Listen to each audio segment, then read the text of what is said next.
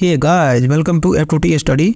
आज की इस वीडियो में हम भारत नेपाल सीमा विवाद को समझेंगे, साथ ही साथ ट्रीटी ऑफ सुगौली क्या है या फिर सुगौली की संधि क्या है उसे समझने की कोशिश करेंगे, क्योंकि भारत नेपाल सीमा विवाद में ट्रीटी ऑफ सुगौली या फिर सुगौली की संधि का बहुत बड़ा योगदान है। तो चलिए वीडियो की शुरुआत करते हैं।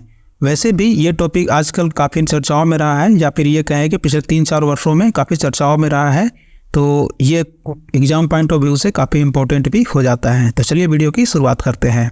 देखिए, सुगौली की संधि को समझने के लिए हमें इतिहास में 1765 ईस्वी में जाना होगा और ये समझना होगा कि उस समय इंडिया और नेपाल की स्थिति क्या थी, वो इंडिया और नेपाल में कौन कौन से बदलाव हो रहे थे।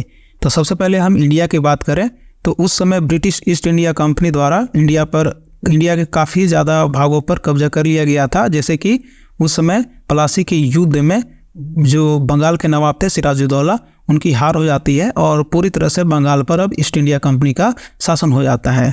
इसके साथ ही हम देखें तो 1765 ईस्वी में बक्सर का वॉर होता है, बक्सर की लड़ाई होती है, जिसमें अवध के जो राजा होते हैं उनकी हार हो जाती है और इस प्रकार अवध पर भी ब्रिटिश ईस्ट इंडिया कंपनी का कब्जा हो जाता है। इसी प्रकार यदि हम साउथ इंडिया की बात करें तो उस समय मैसूरू का जो साम्राज्य था वो भी ईस्ट इंडिया कंपनी के तहत आ चुका था। इसे हम एक मैप के थ्रू समझते हैं। जैसे ये देखिए, ये वाला बंगाल वाला भाग तो ईस्ट इंडिया कंपनी के पास आ ही गया था और 1765 ईस्वी में युद्ध के बाद अवध का भी भाग ईस्ट इंडिया कंपनी के पास आ गया था। और ये जो मैसूरू साम्राज्य है और कर्नाटका का साम्राज्य था, ये भी ईस्ट इंडिया कंपनी के पास आ चुका था। जिस समय भारत पर ब्रिटिश ईस्ट इंडिया कंपनी का धीरे धीरे कब्जा शुरू हुआ था या फिर बहुत हद तक भारत पर कब्जा हो चुका था, उसी समय नेपाल में गुरखा साम्राज्य का भी स्थापना होता है, जिसके संस्थापक थे पृथ्वी नारायण शाह। इनकी अगुवाई में गुरखा एम्पायर का स्थापना किया जाता है। और चूंकि गुरखा शुरू से ही लड़ाकू प्रवृत्ति के लोग थे, उनकी भी जो पॉलिसी रही है वो विस्तारवादी पॉलिसी रही है। वे साम्राज्य के स्थापना के बाद अपनी टेरिटरी को बढ़ाने की शुरुआत करते हैं। इसे भी एक मैप के थ्रू समझते हैं। ये जो अभी वर्तमान का नेपाल का भाग है, ये वास्तविक ये नहीं था, 1765 ईस्वी के दौरान ये नहीं थी। जैसे ही गोरखा साम्राज्य की स्थापना होती है तो वे ईस्ट की ओर अपना विस्तार शुरू करते हैं और ये तीस्ता रिवर जो यहाँ से बहती है इसे उस पर वहाँ तक अपना विस्तार कर चुके थे। और जैसे ही हम पश्चिम की तरफ जाते हैं तो ये जो सतलुज रिवर है, ये जो सतलुज रिवर बह रही है, यहाँ तक उनका विस्तार हो चुका था। और यहाँ पर वे अब आगे विस्तार करना नहीं चाहते थे या फिर कर नहीं सकते थे, क्योंकि यहाँ पर ये जो भाग है यहाँ पर सिख एम्पायर का कब्जा था और इधर अहोम थी। ये दोनों क्षेत्र में तो अब उनका विस्तार हो नहीं सकता था, तो वे अपना विस्तार इधर साउथ की ओर करना चाहते थे। क्योंकि इधर अवध था और जैसा कि मैंने आपको पहले ही बताया कि अवध पर अब ब्रिटिश ईस्ट इंडिया कंपनी का कब्जा हो चुका था, जिसके कारण आगे चलकर 1814 ईस्वी में ब्रिटिश ईस्ट इंडिया कंपनी और नेपाल के बीच में एक युद्ध होता है, जिसे ईस्ट इंडिया कंपनी और गोरखा युद्ध के नाम से जानते हैं। जैसे कि आपको पता ही होगा कि ब्रिटिश ईस्ट इंडिया कंपनी जो थी या फिर ईस्ट इंडिया कंपनी जो थी, उसका सबसे बड़ा शुरुआती मकसद क्या होता था कि वो किसी भी कंट्री में पहले अधिकार मांगते थे व्यापार करने का, और उसके बाद धीरे धीरे उस कंट्री पर अपना जो है सो आधिपत्य स्थापित करते थे। तो ये जो, चूँकि मैंने आपको पहले ही बताया कि ये वाला जो भाग था, सिक्किम का इधर वाला जो भाग देख रहे हैं तीस्ता रिवर तक, गोरखा साम्राज्य का जो यहाँ तक कब्जा हो चुका था और सिक्किम को अपने भाग में ले चुका था गोरखा साम्राज्य। साथ ही साथ दार्जिलिंग का कुछ भाग या फिर वेस्ट बंगाल का जितना भी ऊपर पहाड़ का जो भाग था, इसको ले चुका था। तो इधर जो ब्रिटिश ईस्ट इंडिया कंपनी बैठी हुई थी, उसे इधर तिब्बत तक जाकर के व्यापार करने में काफ़ी कठिनाई होती थी। क्योंकि ये जो भाग था इसमें सिख एम्पायर बैठी हुई थी और ये काफ़ी मजबूत भी थे, तो ब्रिटिश ईस्ट इंडिया कंपनी ने चाहा कि उन्हें इस प्रकार ये जो सिक्किम वाला भाग है इससे एक रास्ता मिल जाए जिससे वे तिब्बत की तरफ से व्यापार कर सके। लेकिन गोरखाओं ने इन्हें साफ इनकार कर दिया। तो ये जो ईस्ट इंडिया कंपनी और गोरखाओं के बीच में 1814 में जो लड़ाई हुई थी, उसके पीछे एक कारण ये भी था। और यहाँ तक मैं आपको बता दूं कि 1814 में जो गोरखा लोग थे, उन्होंने भीमसेन थापा जो उनके बहुत वीर योद्धा थे, उनके अगुवाई में ही ब्रिटिश ईस्ट इंडिया कंपनी के साथ उन्होंने लड़ाई की थी। और इसमें ब्रिटिश ईस्ट इंडिया कंपनी ने अंततः 2 साल के युद्ध के बाद गोरखाओं को हरा दिया। तो हालांकि गोरखाओं ने बहुत बहादुरी से इस युद्ध को लड़ा और जिसके कायल जो है सो ये ईस्ट इंडिया कंपनी भी हो गई और उन्होंने एक प्रस्ताव रखा कि चलो अब इस युद्ध को हम समाप्त करते हैं। और फाइनली 1.5 सालों के बाद, लगभग 1 से 1.5 सालों तक ये युद्ध चला और 1815 ईस्वी में एक ट्रीटी पर आकर के खत्म हुआ, जिसे हम ट्रीटी ऑफ सुगौली के नाम से जानते हैं। तो दिसंबर 1815 ईस्वी में ये ट्रीटी को साइन किया जाता है। दोनों सेनाओं के जो कमांडर्स थे उनके बीच साइन किया गया। और इसके बाद में 1816 ईस्वी में दोनों तरफ के जो रिप्रेजेंटेटिव थे उनके बीच ये साइन किया गया था। तो गोरखाओं की तरफ से उनके जो राजगुरु थे गिरिराज मिश्र, साथ ही साथ उनके जो सहयोगी थे चंद्रशेखर उपाध्याय, उन्होंने साइन किया था इस ट्रीटी पर।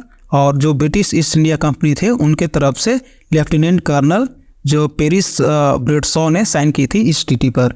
तो अब हम समझते हैं कि इस ट्रीटी का जो टर्म एंड कंडीशंस थे वो क्या थे, क्योंकि ये काफ़ी इंपॉर्टेंट है और यहीं से जो भारत नेपाल सीमा विवाद है उसकी भी शुरुआत होती है। जैसा कि मैंने आपको बताया था कि नेपाल ने अपने विस्तारवादी विचारधारा को फॉरवर्ड करते हुए वो यहाँ तक भारत की ये जो सतलुज रिवर है यहाँ तक ये कब्जा कर चुका था, और इधर ये जो है तीस्ता रिवर तक ये कब्जा कर चुके थे।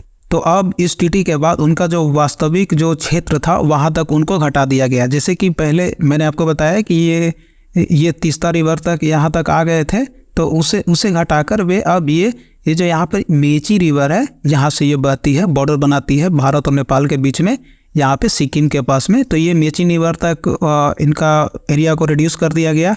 साथ ही साथ ये जो यहाँ तक सतलुज रिवर तक जो बढ़ गए थे उन्हें घटा करके यहाँ तक काली रिवर तक उनकी सीमा को कर दी गई। तो आपसे यदि कोई पूछे कि भारत और नेपाल के बीच में कौन से रिवर है जो दोनों देशों को अलग करती है, तो पूर्व में आप बोलेंगे मेची रिवर और ये पश्चिम में आप बोलेंगे कि काली रिवर। और जो अभी हाल का जो विवाद उत्पन्न हुआ है वो यहाँ पर काली रिवर के पास में ही उत्पन्न हुआ है। इसके साथ ही बहुत सारे क्षेत्र जो नेपाल के कब्जे में चले गए थे वो दोबारा से भारत के कब्जे में आ जाता है, जैसे कि सिक्किम, और फिर ये जो नैनीताल का जो भाग है वो शिमला, दार्जिलिंग, ये सब जो भाग है वो पहले जो भारत के हिस्सा हुआ करते थे जिस पर या फिर इंडिपेंडेंट प्रदेश हुआ करते थे उस पर नेपाल का कब्जा हो गया था और पुनः उसे इंडिपेंडेंट कराया गया। जैसे सिक्किम को भी इंडिपेंडेंट कराया गया। सिक्किम पर लगभग 40 वर्षों तक गोरखाओं का शासन रहा। इसके साथ ही एक और बात पर सहमति बनी कि गोरखा जो है अब कभी भी सिक्किम पर कोई भी अटैक नहीं करेगा, और यदि सिक्किम और गोरखाओं के बीच में अगर कोई भी मिसअंडरस्टैंडिंग होती है तो उस केस में वे दोनों ब्रिटिश ईस्ट इंडिया कंपनी के पास आएंगे और ब्रिटिश ईस्ट इंडिया कंपनी दोनों के बीच में मध्यस्थता करेगी और विवाद को सुलझाने की कोशिश करेगी। चूँकि गोरखा वार में गोरखाओं ने काफ़ी बहादुरी दिखाई थी तो इसके एवज में उन्हें कुछ इनाम भी मिले। जैसे कि भारत का जो मिथिला पार्ट है, पहले ये भारत का भाग हुआ करता था, बिहार में आता है ये पार्ट, तो इसे नेपाल को एक गुडविल जेस्चर के रूप में दे दिया गया ब्रिटिश ईस्ट इंडिया कंपनी के द्वारा। इसके साथ ही ईस्ट इंडिया कंपनी ने अधिकार प्राप्त किए ट्रेड करने के लिए तिब्बत के साथ, जो रास्ता जाता है सिक्किम के बीचों बीच। इसके साथ ही ईस्ट इंडिया कंपनी ने अपना एक रिप्रेजेंटेटिव परमानेंट जो है स्थापित कर दिया काठमांडू में, वे वही हमेशा रहेगा। साथ ही साथ कुछ चीज़ों में गोरखाओं को रिस्ट्रिक्ट भी कर दिया गया, जैसे कि उस समय के कई और भी पावर थे। जैसे ब्रिटिश ईस्ट इंडिया कंपनी थी उसी समय बहुत सारे और भी पावर इमर्ज हो रहे थे, जैसे कि फ्रेंच थे और जो पुर्तगीज लोग जो थे या फिर डच लोग जो थे वे भी अपना साम्राज्य विस्तार कर रहे थे। तो गोरखाओं को ये रिस्ट्रिक्ट कर दिया गया कि कोई भी यूरोपियन पावर हो उसके साथ गोरखाओं को अब ट्रेड नहीं करनी है। साथ ही साथ एक और उपहार गोरखाओं को मिला कि अब गोरखा के जो सोल्जर हैं वे अब ब्रिटिश आर्मी में भी भाग ले सकते हैं, उनमें अब रिक्रूट किए जाएंगे। इसी ट्रीटी के माध्यम से आज हम देखते हैं कि भारतीय सेना में भी एक गोरखा रेजिमेंट है जिसमें बहुत सारे गोरखाओं को रिक्रूट किया जाता है। और अभी भी यदि आप ब्रिटिश आर्मी है उसमें देखेंगे तो गोरखाओं का अभी भी भर्ती किया जाता है। तो ये तो थी आज की वीडियो। आई होप आपको इस टॉपिक के बारे में काफ़ी क्लैरिटी मिली होगी।